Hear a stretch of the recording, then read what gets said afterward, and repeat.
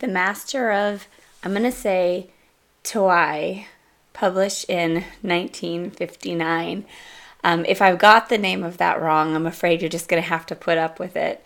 This book was, I am very sad to say, more disappointing than not for me. There was a lot to like in it, but ultimately, by the end, I felt myself mentally rewriting it, and that's never a good sign when you're reading a book. Our principals are named really heavy, weighty names that tell you how rich they are. Rowena Fotheringham and Forrest Beechington. And I can only imagine poor Essie Summers pounding out those long names on her typewriter and kind of wishing, halfway through the second act that she had been a little less clever about everything. Instead of giving you a rough rundown of what the book is about, I thought I'd give you 3 things that I really liked about the book, and then another 3 that I would change if I could. So the good news first. The things I really liked were their meeting was adorable. It was a classic meet cute. She's just off the bus and tramping through these terribly muddy fields and gets treed by Mephistopheles, the angry bull, and he rides up on horseback. I'm somebody who believes that if you take somebody's hotness level on a scale of 0 to 10, if they're on horseback, they get a solid +3. So Forrest is really nice to look at in my head. That's adorable. And Rowena is very competent. During this encounter, she looks disgraceful. There is a bra dangling behind her on a tree, and her skirt is ripped, but she's going to keep her dignity and just get on with things. And I thought that was adorable of her. The second thing that I loved about this book, and I really did love this part, was the digging up of the sheep after a tragic snowstorm. This couple is not often, they're not often kind to each other or pleasant. There's precious little of that. But this was an instance where they really were getting along, and they were doing such a farming thing. I've seen videos of people digging up sheep, and it's emotional and hard and fraught, and it was neat to see them being such a team together. The third thing that I really thought was excellent was sort of the complicated characterizations, particularly of Rowena. She is excellent at being what she is. She's portrayed as a wealthy girl, and instead of giving her, standard issue nice girl cred from mid-century Harlequin, she's given a little bit of, I don't know if it was intentional, but it feels intentional. She was given a little bit of privilege that she can sort of walk into this rather fancy estate and be at home at once and start bossing people around. And I don't like her as a character, but I like how well she was written. I think it was very effective way she was written. The other person that I really enjoyed reading was our villain, Dirk Sargison, which is just, the names in this are both ridiculous and kind of campy and wonderful. He is an artist and the bad guy. I mean, he's plotting to seduce young Lindsay, which is Forrest's niece, and he is already married. She doesn't know that. So, I mean, there's a hint of sort of really vileness about his character. And instead of being this sort of mustache twirling rotter, he's somebody who surprises everybody by being not horribly objectionable. He has really good artistic talent.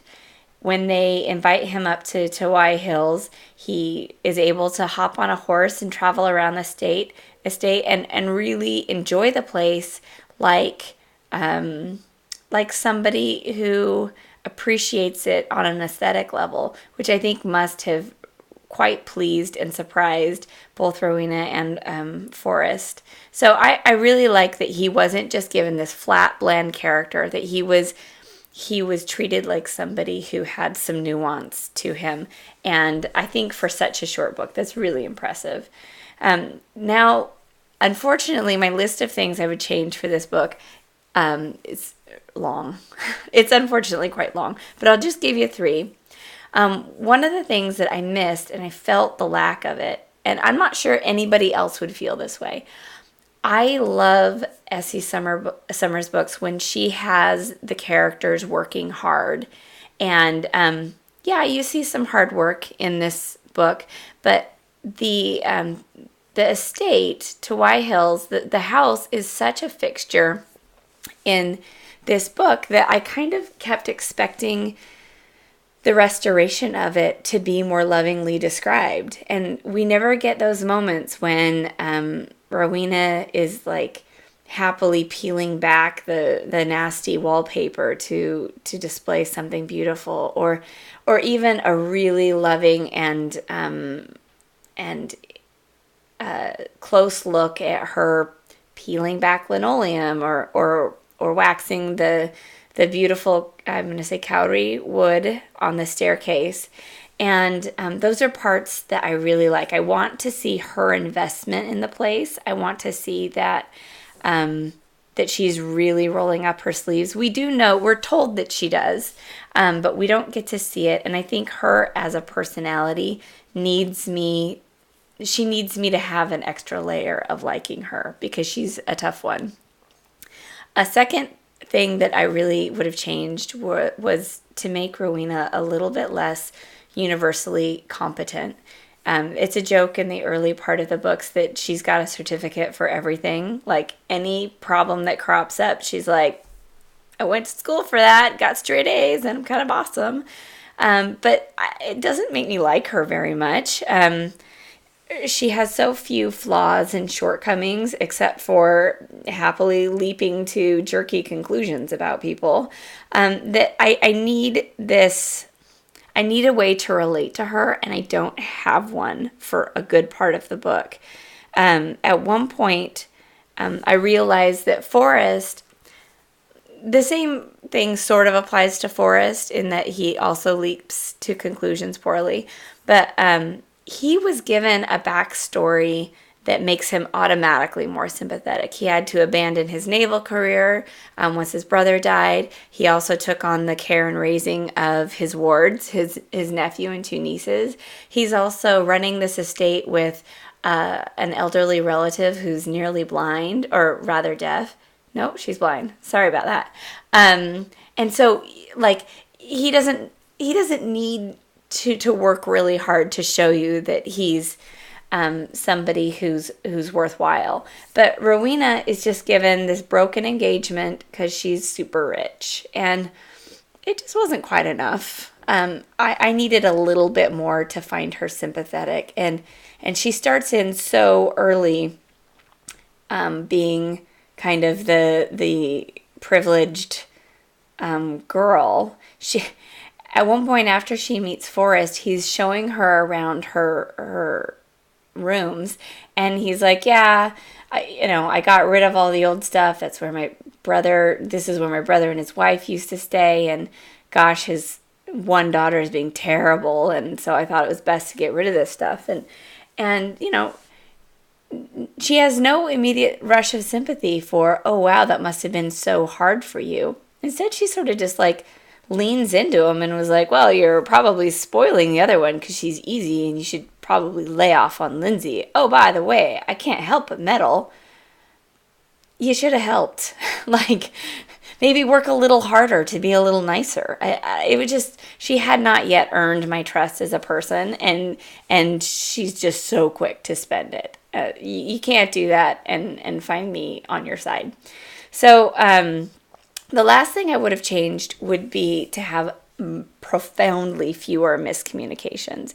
This book was just one thing after another after another. It was a pile-on, and it got a little bit ridiculous by the end, because they would have them way, way past the good recommendation characterizations that were handed out. Like, he had been established as somebody, like I said, who was taking care of his family under enormously hard circumstances.